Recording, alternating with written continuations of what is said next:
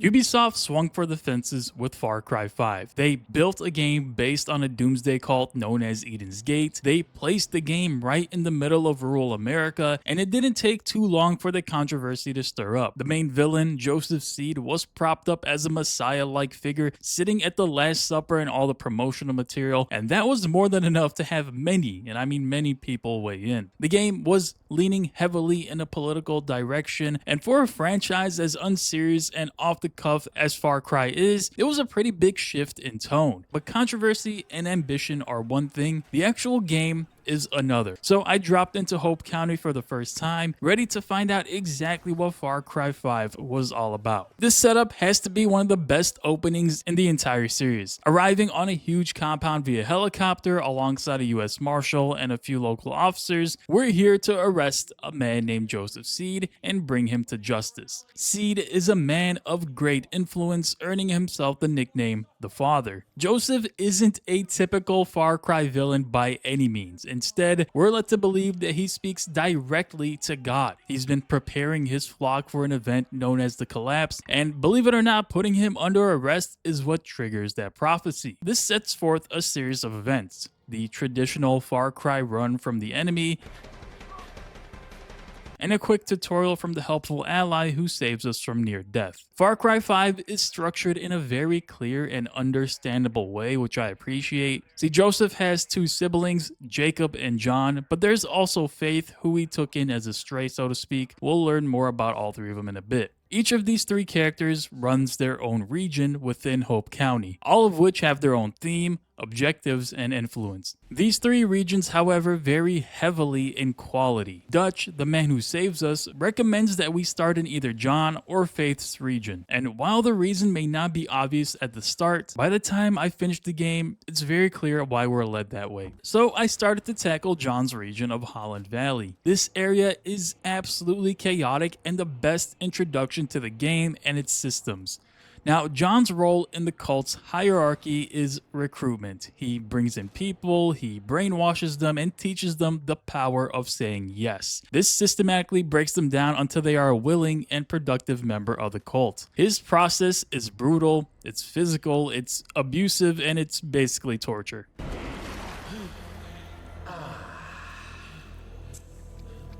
Holland Valley is composed of a number of NPCs, each dishing out their own story or side quests. Some NPCs are more integral parts of the story, while others simply serve as quest givers. Either way, the objective became clear right away. Each region has a number of activities, which I'll be getting into shortly. Completing these activities grants some RP or resistance points. In order to fight the area's boss, or in other words, one of the cult's leaders, you'll need to fill the bar up to the very end. Simple, right? You build up a resistance, then you go in for one final assault. So I began by destroying some of the cult's shrines, clearing outposts, and knocking out missions.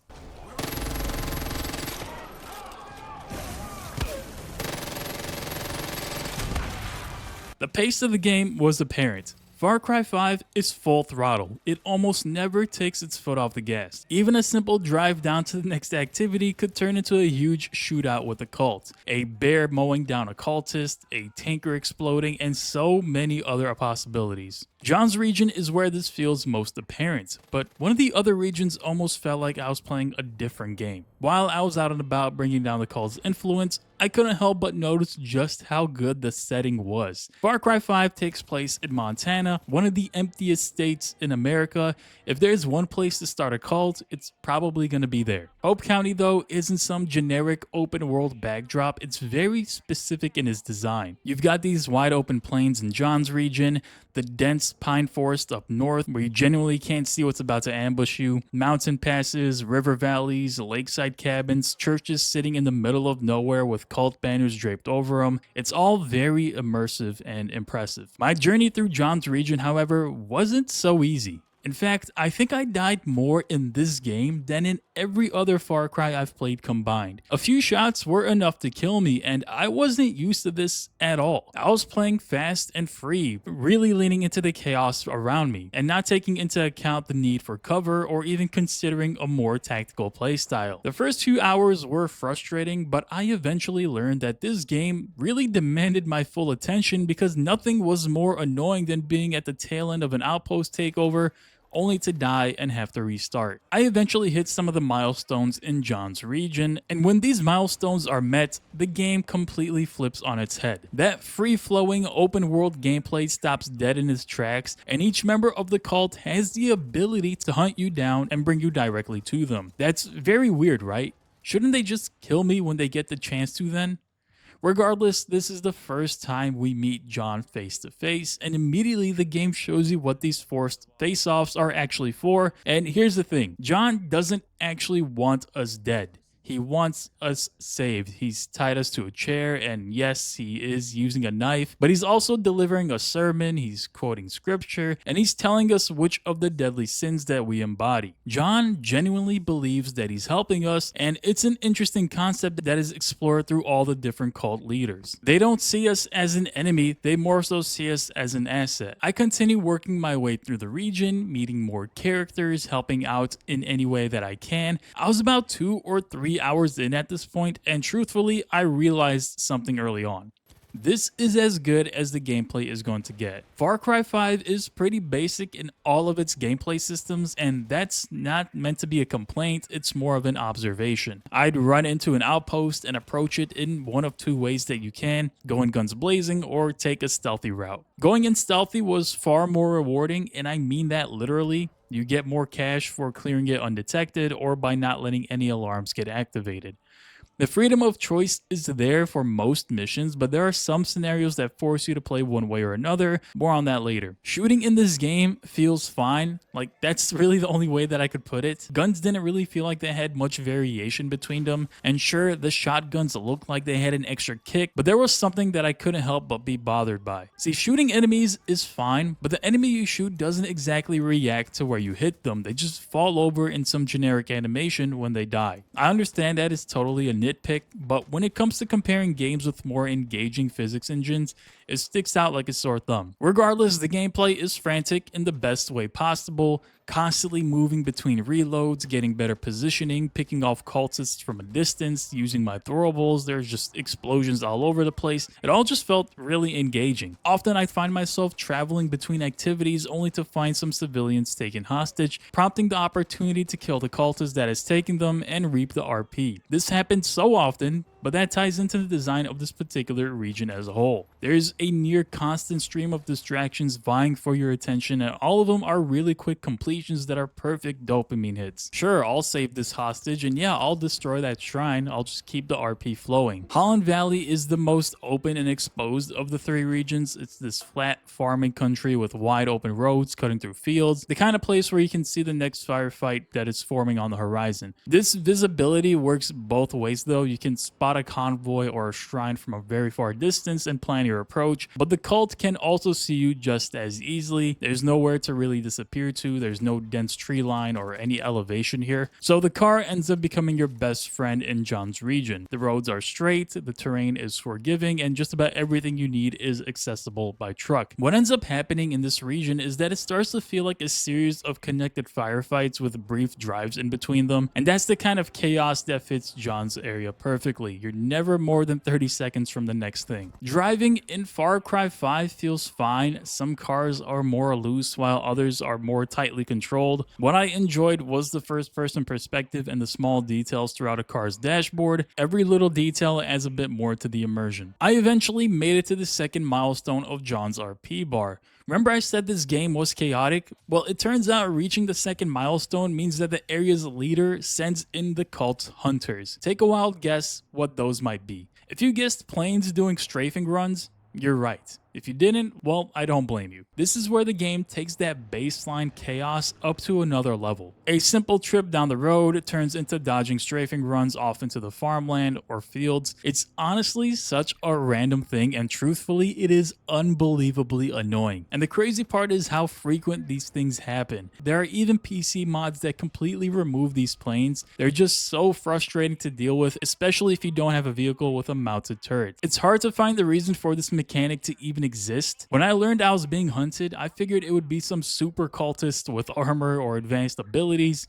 Imagine my disappointment. Filling up the bar meant another meeting with John. Once again, a capture party was sent in and I had no choice but to go. I couldn't come to grips with this design choice. Part of me felt like I was a rat stuck in a maze. Joseph Seed had full control of this land, and on a whim he could pluck me out and deal with me. It diminished the feeling of building this whole resistance when I can so easily be removed. At the same time, maybe being captured and released was meant to prove a point. Maybe I was fulfilling a prophecy that Joseph Seed had made. John's whole act is about breaking us. He can easily kill us, but chooses not to. In his eyes, we are the ultimate challenge. If he gets us to say yes, then his methods are validated. And even if he did want to kill the deputy, Joseph wouldn't allow it. Now, it's too bad that the deputy doesn't speak at all. Yeah, Far Cry 5, like others before it, goes with the silent protagonist route. It's one of those games that doesn't impose a persona onto you. You essentially play as yourself, which grants you a more immersive narrative. This works fine in some games, while in others I feel like it falls flat,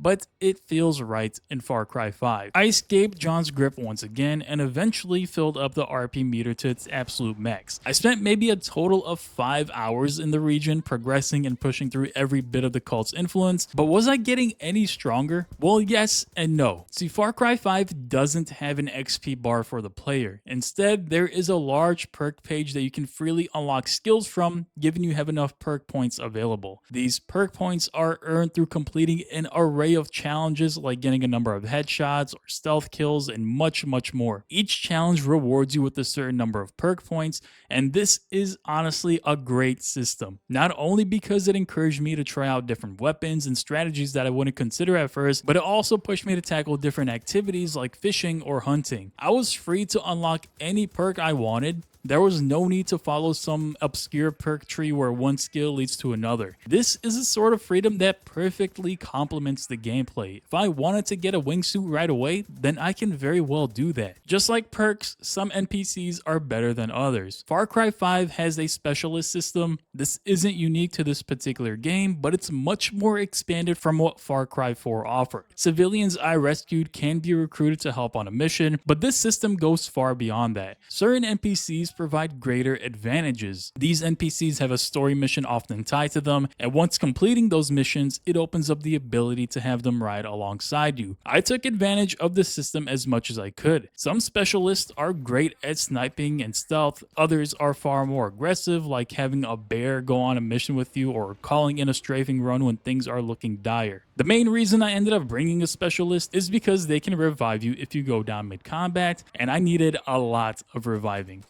Each region does have 3 different specialists to recruit, so there's a decent layer of depth there. Of course, the choice to not bring one also exists. If I was going the stealthy route, I'd more often than not send my specialist away because I didn't want them screwing up my playstyle. The enemy AI up to this point had proved itself to be quite questionable, and that's probably the best way to describe it. Sometimes it feels like the enemy just doesn't miss, hitting some of the most accurate shots imaginable. They're aggressive, they hunt you down, and they close in on you. It's really well done, but sometimes things just break. There are moments I can recall where the AI just sort of bugged for no reason whatsoever. They'd either stand still without bothering to shoot, they'd completely lose sight of me despite me standing right nearby, they wouldn't see one of their own get assassinated just a few feet away. These were all minor annoyances for the most part, so I won't harp on it too long, but just something I figured I'd have to point out. Finally, the RP bar has maxed out. I was off to my first boss fight. Each cult leader gets gets their own version, and truthfully, John's is easily the weakest of the bunch. John's fight takes place in air. It's essentially a dogfight that asks you to destroy his plane. I really just did not like this fight at all. What's interesting is that this dogfight is skippable if you complete some of the other side content. Regardless, I had a rough time with the controls and maintaining John in my line of sight the entire time. This is likely a skill issue, and it took me 2 attempts to actually take him down. The first time around, I got so frustrated and ended up just dying near the end of the fight, which really pissed me off. The camera was swinging wildly and the sensitivity just felt off the whole time. I eventually took his plane down and met him on the ground, but John's dying speech is very simple. We may have killed him, but what Joseph is planning for far exceeds anything we're accomplishing. That's pretty ominous. I moved over to Faith's region, where everyone is basically a drug-induced maniac. Faith is a very interesting character. She isn't a member of the Seed family by blood. Instead, she was taken in by Joseph as he discovered her deep into her drug-addicted state and offered her a place of peace,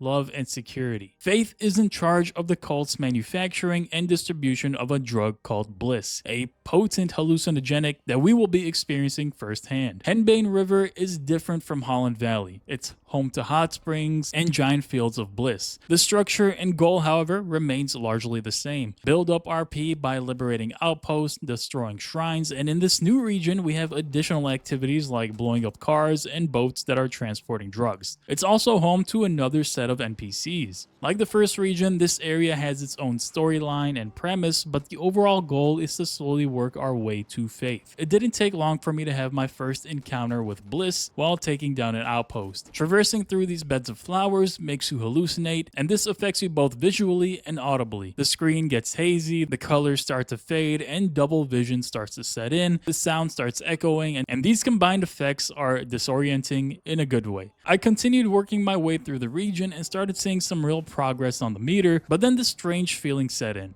The feeling of how formulaic this game really is. That fresh feeling of exploring a new map, tackling new activities, and running into everything that the cult had to offer in the first region had faded away. Now I knew what to expect, I knew what I had to do, and I started looking into ways I could optimize my RP game. Were there any trucks to steal? Any shrines near an outpost to stop by? I kept fighting with myself to just play the game organically and just let things come to me, but I have to be honest, the gameplay loop at this point was still ridiculously fun. Optimizing my routes was just part of that experience. Faith's region is easily the most unique, not just because of the landscape, but because of the mechanics associated with it. Often a normal shootout could turn into chaos because a bear spawns out of a puff of bliss for no reason. I eventually hit my first milestone, leading to a new message that I hadn't seen before, reading, "You've been blessed." When this happens, Faith appears out of thin air, and the deputy is transported to another realm. At least that's what it feels like. Faith is unique because she doesn't seem like a psychopath. Instead, she seems like someone who truly believes in the mission of Eden's Gate, and that John speaks directly to God. Her constant state of being under influence prior to meeting Joseph was simply substituted with another drug, thinking she's been saved when in reality she's just moved on to something far, far worse. Her goal is to bring us in, just like John wanted, but her methods are far friendlier but also more manipulative. Faith seeks to move us away from violence and have the deputy conform through her kindness. Pushing my way through the various missions led me to realizing that the perks I've been acquiring have been largely useless, at least in combat. The guns I've been using all eventually run out of ammo, leading to a scramble mid-fight to find some more. This is perfectly fine by design, but I found myself running out of ammo so often and even at times completely emptying out my secondary. I knew at this point I had to grab a perk that I had originally written off as pointless, which was the ability to equip another primary weapon, allowing for a total of 3 weapons to be used. I also knew it was time to upgrade my kit. I was still using the same guns that I started with. Far Cry 5's weapon customization is pretty basic by all means. Each weapon has a few attachments you can buy and use,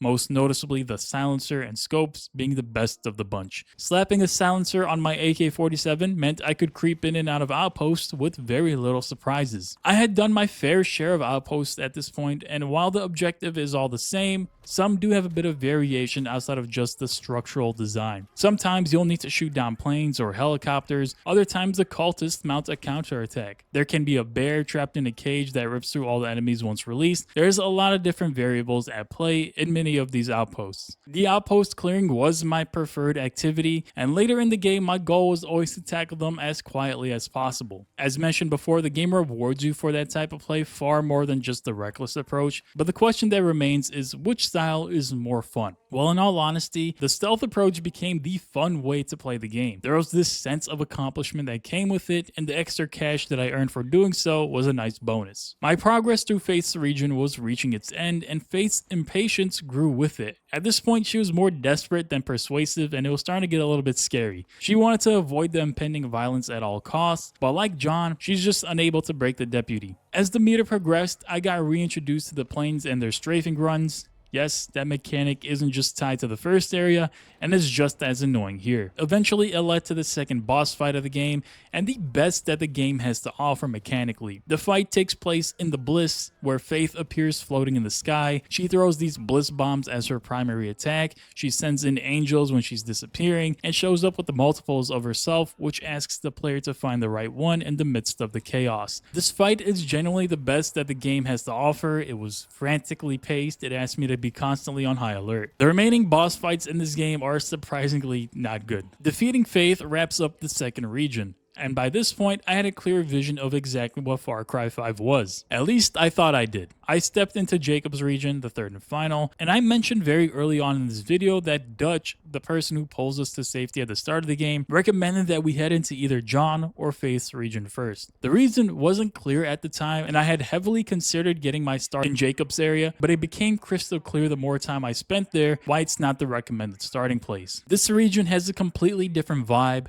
The landscape is more mountainous, the pine forest is dense, the wide open fields and cabins are replaced with hunting lodges and small military installations. The region feels colder, it's more claustrophobic, and that's by design. Gone is the free-flowing nature that the first two regions amplified. Here, traversal is tougher, and unsurprisingly, the preferred method of travel is the helicopter. Jacob is Joseph's other brother. While John was more suave and his persuasive ability put him in charge of recruitment, Jacob is more hardened. He's a war veteran of the US Army, and he naturally fell into the role of leading Eden Gate's militia. His whole ideology is simple, and that's to sacrifice the weak. What's interesting about Jacob is that his involvement in the religious side of things seems almost non-existent. He instead simply has an avenue to apply his experience and build up a militia that is absolutely ruthless. This region requires the least amount of RP, only 10,000, while the other two needed 13,000 each. This means activities here are much more scarce, there's less diversion, no shrines to take down in between outposts, and while there are still civilians taken hostage, the frequency seemed much lower. Jacob has the most interesting arc of the three. His whole thing is about making the deputy a killing machine. He's not here to try and save us like the other two. He wants to turn us into a warrior. This is mostly achieved through these sequences where we're kidnapped and taken prisoner, and our one way out is to participate in a drill. This is a timed challenge where we need to clear it within the allotted time. It's fun the first few times, but this needs to be done over and over again throughout this arc, and it does start to get old. Back to the region itself, I mentioned that it's harder to traverse. Well, harder isn't the right word. It's more deliberate. The roads wind up and down around these steep inclines, they cut through these dense tree lines where visibility drops to nothing, and what looks like a short distance on the map can take significantly longer than expected because you're constantly navigating these elevation changes. Getting from point A to point B on foot is a bad choice, and by car it feels like a journey up here in a way that the other two regions never quite did. So for me, the helicopter became less of a luxury and more of a necessity. You can fast travel obviously, but if you're trying to get somewhere that you haven't been, the helicopter was often the route that I took. The narrative in this region largely focuses on the Whitetails, a small resistance group that is hell-bent on fighting back against the cult. The region's progress is largely similar to what I went through in the first two, but the way the objectives are make it so that stealth is less of a choice and more of a requirement. There are specific missions where if you're detected by the cult, they'll start killing the hostages that they've taken, which in turn makes your RP reward a lot less. I didn't mind this since stealth became my preferred approach, but it can definitely be jarring for someone who had played the game in the most chaotic way possible. Building up the RP meter to a certain point unleashes the planes once again.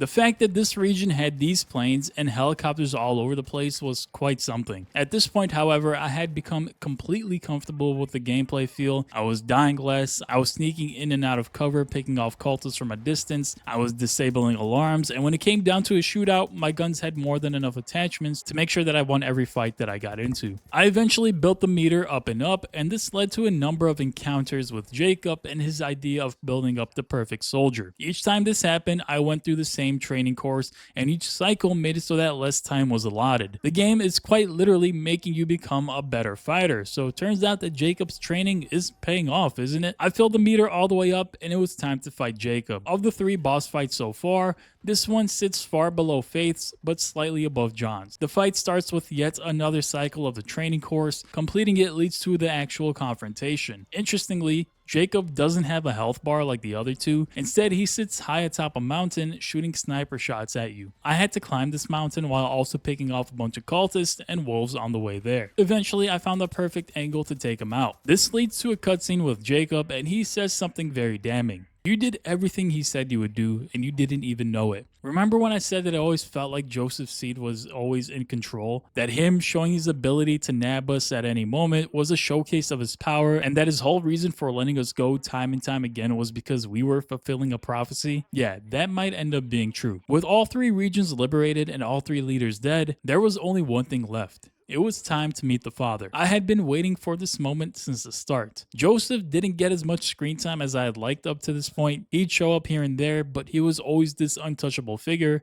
Until now. The mission sends us back to where it all started. The same compound, the same church, the same gates that we walked through at the very beginning of the game. Except now it's much quieter. The cult's presence has completely thinned out thanks to the resistance we've been building. We walk up to the church and Joseph is waiting for us. And for the first time in the entire game, he doesn't try to convert us, he doesn't offer us peace, he just shows us what he's done. Every ally that we had built up throughout the game and the people we've rescued, the resistance fighters we helped, all of them are standing there under the influence of bliss. They're pretty much all mind controlled. Now the game presents the choice, either to resist or walk away. What this entails is 2 different endings and also a secret ending that isn't exactly obvious. Resist is the longer ending and the one that I went with. You fight through your blissed out allies one by one, freeing each of them from Joseph's control as you go. It's honestly not a fun fight. It's chaotic, but not in the fun way that Far Cry 5 does best. It can get frustrating when you're trying to revive one and another one pops back up under bliss. However, once everyone is free,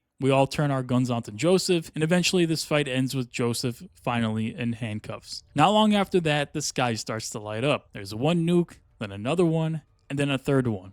The collapse that Joseph had been talking about this entire time is real, and the world is ending exactly the way he said it would. We wake up being dragged across the ground. Joseph is whistling Amazing Grace. Dutch is dead on the floor of the bunker. And then Joseph cuffs us to the bed frame and tells us that despite everything we've done, despite the fact that we've killed everyone he loved, he can't bring himself to end us. So we're family now, and we're the first member of his new flock. The game ends with us 2 sitting in a bunker, waiting for the world to be born again, and this ends up establishing the events leading up to Far Cry New Dawn, but that's a whole nother story. This was an ending I really enjoyed. The game had slowly led up to this. Each outpost we cleared, each mission we completed, each leader we killed was another revelation that we're doing exactly what they expected. We're just a pawn in the grand story of Joseph Seed. We're fulfilling his prophecy, and it turns out that Joseph Seed really does talk to God. Now, the alternate ending is to simply walk away. However, this ending isn't just as simple as it sounds. The deputy and his crew make an effort to bring in the National Guard, and this leads them to piling up in the car and driving over to a different part of Montana. And during this drive, the deputy essentially kills all the people he has been with, though he has no recollection of it under the influence of bliss and the program training drilled into his mind by Jacob. It's an interesting ending, but it's also not the canon one. I much prefer the original ending. There's also a secret ending where the deputy can just refuse to cuff Joseph Seed at the very start of the game. If you wait 10 minutes, the game just abruptly ends. Far Cry 5 is an absolutely chaotic game. From the very start, it sets a tone, and it's one that either players will love or bounce off of completely. I think in essence that is why the game is so divisive amongst franchise fans, and truthfully, the tried and true Ubisoft formula that existed in prior Far Cry games still very much exists here, although ever so slightly tuned. It's still the same loop we've seen over and over again. However, what sticks with me most isn't any single moment, it's the cumulative effect of how the game added up. There are some really fun moments like the chaos in John and Faith's region, never taking its foot off the pedal and keeping me engaged like few open world games are able to. But then there's this shift in the third region that slows the game down completely and asks you to play a more measured game. The freedom that the game offers, the numerous activities, the setting that's genuinely in contention for the best that the series has to offer, those are what make Far Cry 5 shine, at least for me. The twist ending and overarching narrative is good enough, but it feels like this game was reaching for something more serious, and it never reached any of that real height with its commentary. It clearly wants to point towards what the political climate was like at the time and even now, how religion bleeds into everything, but it never really gets there. It just always sticks with that same Far Cry silliness that we've come to know all too well. For each good moment this game offers, it counters it with something that is questionable, the strafing runs that turn a simple drive into chaos for no reason, the forced kidnaps that strip your agency away just as you're hitting your stride, the third region's tonal shift that feels like a different game, the AI that occasionally breaks immersion in the middle of a fight, the boss fights that range from creative to outright frustrating, and the political commentary that gets introduced then abandoned in favor of the franchise's usual chaos. Despite all that, I still think Far Cry 5 is still a very solid entry in the long-running series. Thank you guys for watching as always. I'll see you all in the next one.